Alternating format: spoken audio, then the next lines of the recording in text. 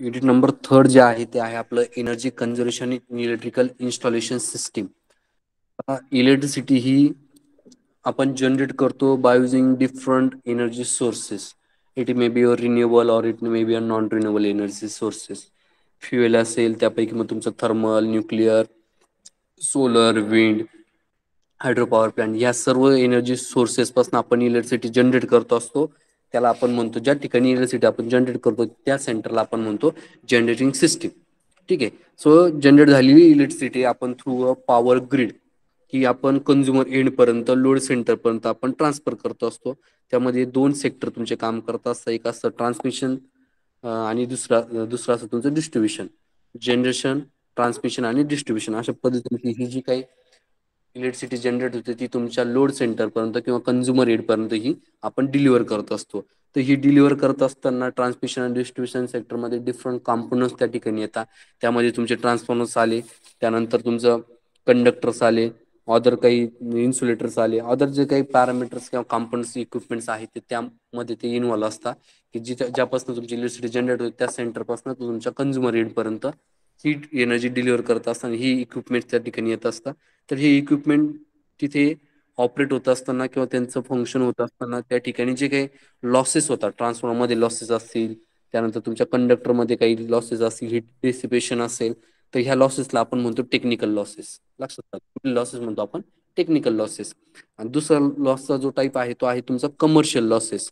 आता हे commercial losses कशामुळे होतात? हुकिंग असेल, इलेक्ट्रिसिटी चोरी ज्याला आपण म्हणतो, थेफ्ट, तर hooking, meter bypass, defective meter, ठीक आहे, अनमीटर सप्लाय, अनकव्हर बिलिंग, तर याला आपण म्हणतो, ह्या सर्व गोष्टींना आपण म्हणतो कमर्शियल लॉसेस. आपण इलेक्ट्रिसिटी डिलिव्हर करत असताना कोणतरी मध्येच कुठे इलेक्ट्रिसिटी थेफ्ट केली, हुक केला, मीटरमधून डायरेक्ट इलेक्ट्रिसिटी सप्लाय आपण बायपास केला, एनर्जी मीटरपासून डायरेक्ट जो इनकमिंग आहे तो एनर्जी मीटरपासून बायपास करून डायरेक्ट आपण त्याचं युटिलायझेशन केलं, आपण बायपास म्हणतो. डिफेक्टिव्ह मीटर असेल, मीटर बंद केलेलं असेल, ठीक आहे, किंवा अनमीटरिंग असेल. काही ठिकाणी ॲग्रिकल्चर सेक्टरमध्ये ह्या गोष्टी आपल्याला बघायला भरपूरच भेटतात. अनमीटरिंग, मीटर नसताना सुद्धा डायरेक्टली आपण डिस्ट्रीब्युशन बोर्डवरनं, डिस्ट्रीब्युशन पॅनलवरनं आपण सप्लाय इलेक्ट्रिसिटीचं युटिलायझेशन करत असतो. तर हे सर्व जे लॉसेस येतात ते येतात तुमच्या कमर्शियल लॉसेसमध्ये. मग पहिला लॉस येतो तुमचा टेक्निकल लॉस आणि दुसरा येतो तुमचा commercial loss. So energy loss are invariable in supplying the electricity to consumer premises owing to technical और कमर्शियल रिझन. मग एनर्जी लॉस जो होतो, तर टोटल एनर्जी लॉस जर आपण बघितला तर total energy loss is equal to technical losses plus commercial losses. लक्षात आलं? ट्रान्समिशन अँड डिस्ट्रीब्युशन लॉस म्हणजे तर आपण म्हणू शकतो total energy loss is equal to technical losses plus commercial losses. आता टेक्निकल लॉसेस मध्ये कुठले लॉसेस येतात सांगा बरं, मी कुठले सांगितले आता टेक्निकल लॉसेस मध्ये? जे टेक्निकल कॉम्पोनंट्स आहे ना त्यामध्ये जे लॉसेस होतात, आता तुमच्या ग्रीडमध्ये जे जे कॉम्पोनंट्स येतात त्यामध्ये जे लॉसेस होतात ते झाले तुमचे टेक्निकल लॉसेस. कुठले आले सांगा बरं?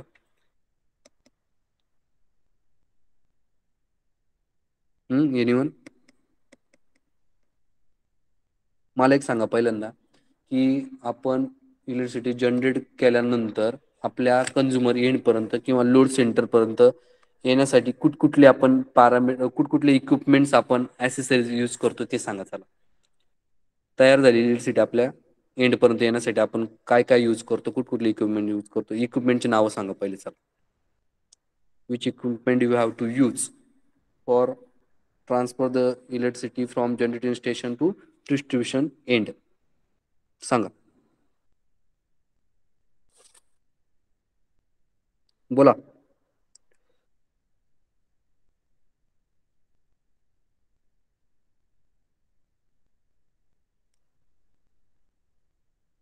नावं घ्यायला नका लावू, बोला पटापट. हां, साबळे आहे का? साबळे आहे का? आशिष? आशिष आवाज येतोय का तुला? आवाज येत नसेल तर ऍबसेंट मार्क करतो हा मी. हं? आवाज येत नसेल तर ऍबसेंट मार्क राहील या लेक्चर, लक्षात राहू द्या.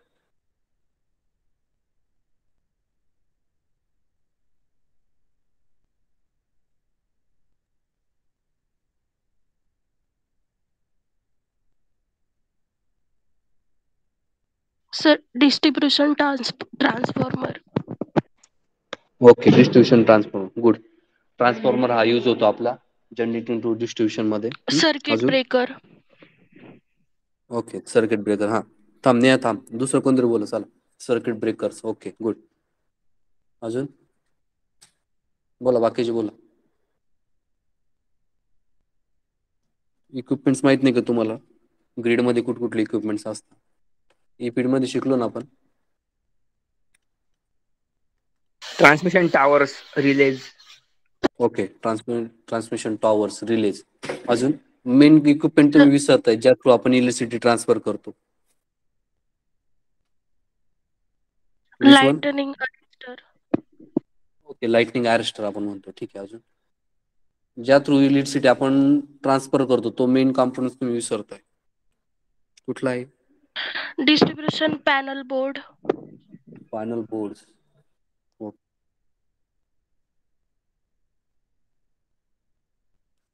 कंडक्टरचा आहे का? कंडक्टर, हा, ओव्हरहेड कंडक्टर्स. हो. Yes sir. हा हा, त्यामध्ये तुमचे जनरली जास्त लॉसेस होतात. ट्रान्सफॉर्मर आला, ओव्हरहेड कंडक्टर्स आले, ठीक आहे, किंवा मग तुमचं सर्किट ब्रेकर्स आले. आता ही स्विचिंग डिव्हाइस आहे, सर्किट ब्रेकर, रिलेज, ठीक आहे, कंट्रोलर्स, हे तुमचे स्विचिंग डिव्हाइस आहे, त्यामध्ये जास्त लॉसेस होतात. तर हे जे लॉसेस आहे ना, या कंपोनंटमध्ये जे लॉसेस होतो म्हणजे कंडक्टर आला, ट्रान्सफॉर्मर आला, सर्किट ब्रेकर, रिलेज, ठीक आहे, यामध्ये जे लॉसेस होतात त्याला आपण टेक्निकल लॉसेस म्हणतो. ठीक आहे. आणि कमर्शियल मध्ये मग इलेक्ट्रिसिटी थेफ्ट, थोडक्यात जे ठिकाणी जी इलेक्ट्रिसिटी आपण चोरी म्हणतो ना, ती झाली तुमचे कमर्शियल लॉसेस. त्यामध्ये मग hooking, meter bypass, defective meters, unmetered supply, ही झाली तुमचे कमर्शियल लॉसेस. मग जर टोटल लॉस जर बघितलं आपण, transmission and distribution loss, total transmission and distribution loss is equal to technical loss plus commercial loss. ठीक आहे. सो हे जे काय आहे, aggregate technical and commercial losses in a power system. ठीक आहे.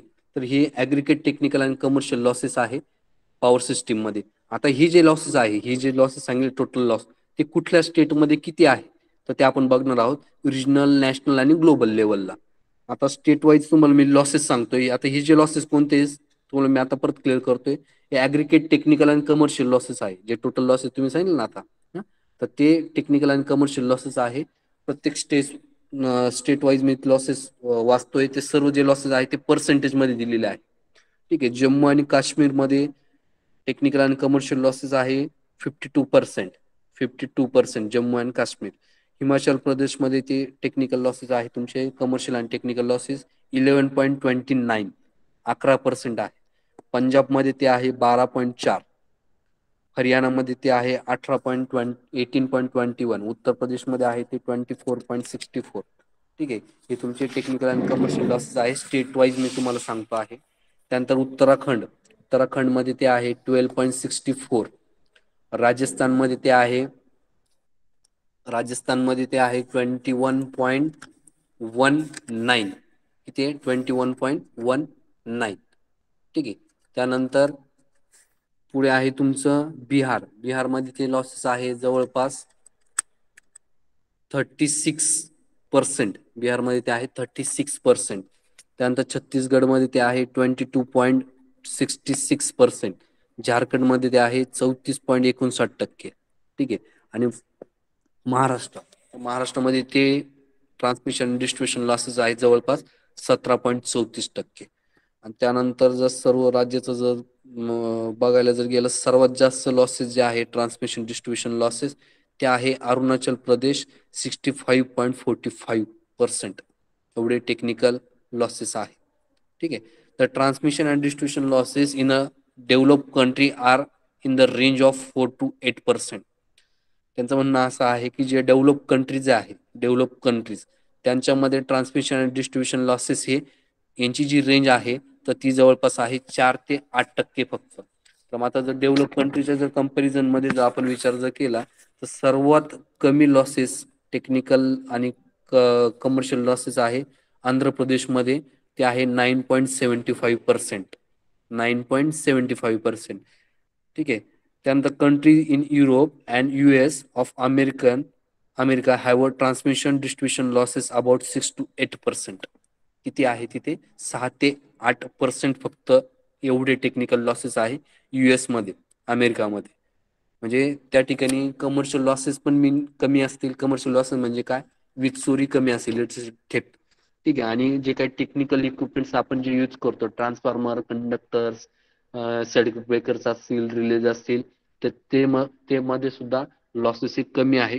त्यामुळे त्यांची रेंज दिलेली आहे 6 ते 8% फक्त. Then Japan and Germany have report losses of 5%. Japan आणि जर्मनी जे देश आहेत त्यांनी 5% एवढे ट्रान्समिशन आणि कमर्शियल लॉसेस सांगितले आहे. त्यानंतर Russia on the other hand has reported loss about around 10%. रशियामध्ये ते जे टेक्निकल आणि कमर्शियल लॉसेस आहेत ते फक्त 10% आहे. ठीक आहे. India compare badly to the transmission distribution loss average the develop world. Even China has been able to check its transmission distribution losses with just 6% only. चायनामध्ये ट्रान्समिशन डिस्ट्रीब्युशन लॉसेस फक्त 6% आहे. मग त्याचा कम्पेअरमध्ये जर इंडिया जर आपण कम्पेअर जर केलं तर त्याच्यामध्ये सर्वात जास्त ट्रान्समिशन लॉसेस आहे इंडियामध्ये. सर्वात जास्त ट्रान्समिशन आणि कमर्शियल लॉसेस आहे इंडियामध्ये. ठीक आहे. तर जे काही लॉसेस आहे तर टेक्निकल लॉसेसमध्ये कुठकुठले टाईपचे लॉसेस होतात. कॉपर लॉस आहे, त्यानंतर रिॲक्टिव्ह पॉवर फ्लो आहे, फेज इम्बॅलन्स आहे, ट्रान्सफॉर्मर लॉसेस आहे. हे लॉसेस त्यामध्ये इन्व्हॉल्व होतात टेक्निकल लॉसेसमध्ये. ठीक आहे. त्यानंतर तुमचं जर आपण लाईन लॉसेस जर बघितले अर्बन एरियामध्ये आणि रुरल एरियामध्ये, व्होल्टेज ड्रॉप आणि लाईन लॉसेस, तर ते जवळपास 9% आहे. अर्बन एरियामध्ये 9% आहे आणि रुरल एरियामध्ये ते 10% आहे. ठीक आहे. सो ही झाली तुमची overview of transmission and distribution losses in state wise आपण ते बघितलं. तर फक्त जे काही टोटल ट्रान्समिशन डिस्ट्रीब्युशन लॉसचा जो फॉर्म्युला आहे तो नोट डाऊन करून घ्या. Write down the transmission and distribution losses. The transmission and distribution losses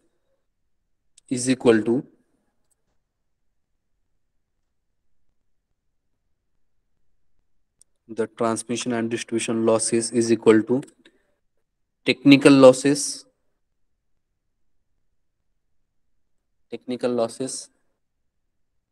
plus commercial losses.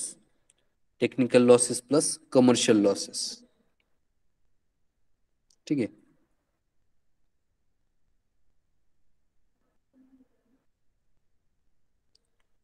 त्यानंतर इन 2004च्या सर्वेनुसार ऑल ओव्हर इंडियामध्ये ट्रान्समिशन अँड कमर्शियल लॉसेसचा जो स्टेटस जो सांगितलेला आहे 2004 नुसार तो आहे 18.31%. Write down in 2004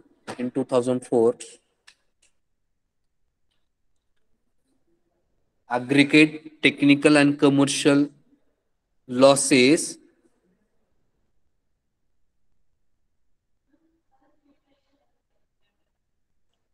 observed to be is 18.31.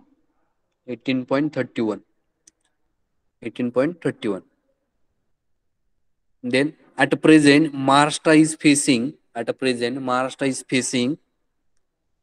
near about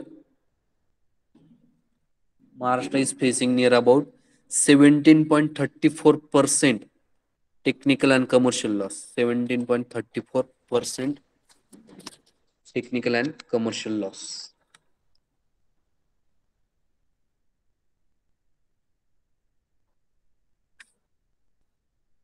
ठीक आहे.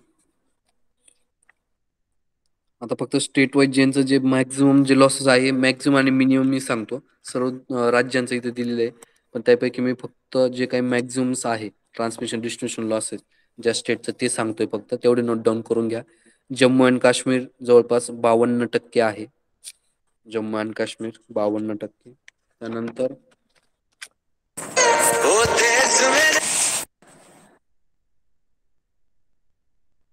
त्यानंतर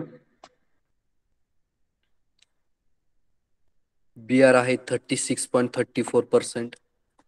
बिहार 36.34%.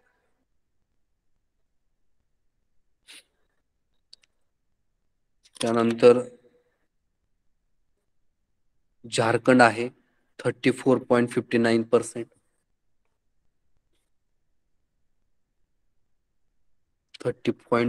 34.59%. त्यानंतर महाराष्ट्र आहे 17.34%. महाराष्ट्र 17.34%. त्यानंतर मॅक्झिमम मध्ये जर बघायला गेलं तर अरुणाचल प्रदेश आहे 65%. अरुणाचल प्रदेश 65%.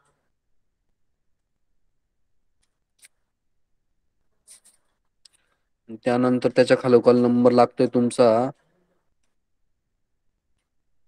मिझोरमचा आहे 57%. मिझोरम 57%.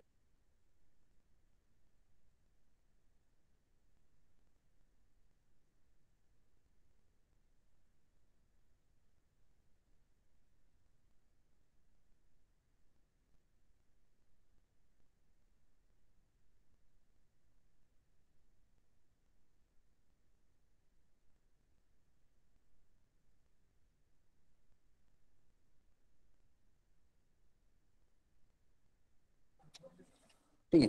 सो हे झाले तुमचे total transmission distribution losses state wise तुम्हाला मी सांगितले. ठीक आहे. आता नेक्स्ट लेक्चरला आपण टेक्निकल लॉसेस ज्या आहे copper loss, reactive power flow, phase imbalance, त्यानंतर ट्रान्सफॉर्मर लॉसेस ते आपण बघणार आहे. आणि त्यानंतर मग आपण कमर्शियल लॉसेस मध्ये कुठले लॉसेस इन्क्लुडिंग होतात तर ते आपण बघणार आहे. ठीक आहे. आणि फायनली त्यानंतर आपल्याला जे काही लॉसेस आहे इलेक्ट्रिसिटी थेफ्ट त्याचे रिझन्स आपल्याला बघायचे आहे. त्यानंतर जे लुमिनरीज आपण यूज करतो कॉम्पॅक्ट फ्लोरोसन लॅम्प्स असतील. ठीक आहे. Energy conservation in lightning system जे काय आहे त्या थ्रू आपण एनर्जी कन्झर्वेशन कसं करू शकतो बाय रिप्लेसिंग लॅम्प सोर्सेस. मग त्यामध्ये तुमचे CFL आपण यूज करू शकतो. हाय इंटेन्सिटी डिस्चार्ज लॅम्प यूज करू शकतो. त्यामध्ये कोणकोणते लॅम्प येतात हाय इंटेन्सिटी डिस्चार्ज लॅम्प मध्ये तर तुमचे मर्क्युरी व्हेपर लॅम्प आहे, मेटल हलाइड लॅम्प आहे, high pressure sodium vapour lamp आहे. त्यानंतर लाईट इमिटिंग डायोड आहे म्हणजे LED. त्यानंतर युझिंग एनर्जी इफिशियंट लुमिनरीज. ठीक आहे. तर ते ही सिस्टीम आपण युटिलाइज करून आपण एनर्जी कन्झर्वेशन करू शकतो युझिंग लाइटनिंग कंट्रोल गिअर्स. काही स्मार्ट सेन्सर सुद्धा आलेला आहे ज्या ठिकाणी आपल्याला लाईटची किंवा फॅनची आवश्यकता आहे त्यानुसार ते सेन्सर वर्क होतं आणि त्यानुसार त्याचं ऑपरेटिंग होते ऑन ऑफ स्टेटस त्यानुसार होतं. त्याचे काही स्मार्ट सेन्सर्स आहेत त्या थ्रू सुद्धा आपण एनर्जी कन्झर्वेशन त्या ठिकाणी करू शकतो.